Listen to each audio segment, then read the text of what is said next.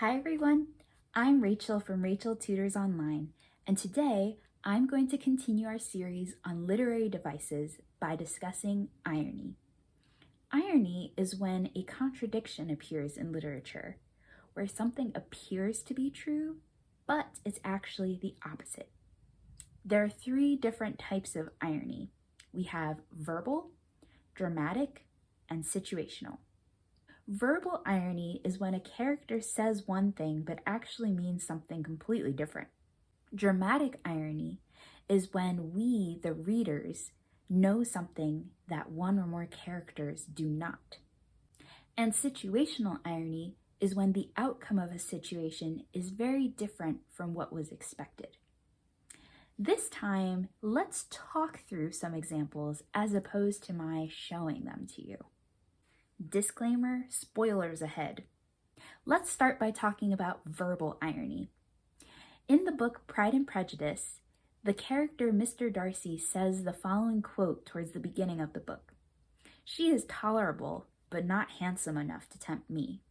However, later on it becomes very apparent that Mr. Darcy is in love with Elizabeth Bennet, the woman that he was talking about earlier as just being tolerable.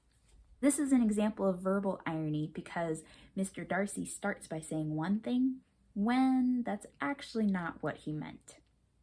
Now let's talk about dramatic irony. A classic example of dramatic irony can be found in Romeo and Juliet at the end of the play. We, the readers, know that Juliet is still alive and is simply sleeping to have the appearance of being dead.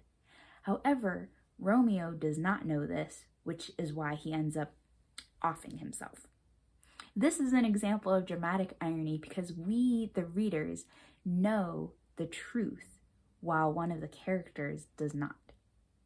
Finally, we have situational irony. A really good example of this can be found in the short story The Gift of the Magi by O. Henry.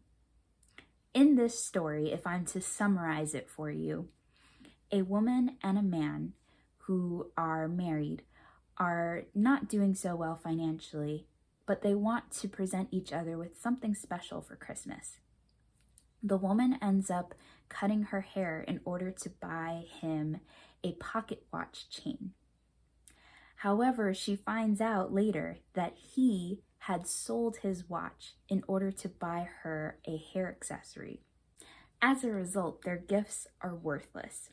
This is an example of situational irony because each character had an idea of what the other would feel in seeing their gift, when in reality, they've each gotten rid of something that makes the gifts worthless. Irony can be used to create humor or suspense in stories, and this can also point out character flaws or it can point to themes within the story as well. So the next time you're reading a novel, take a look and see if you can find an example of irony. Chances are you'll find one. If you enjoyed this video, please give it a like. And if you would like to see future videos on literary devices, please hit that subscribe button so you don't miss my next video. Thanks for watching, and I'll see you next time.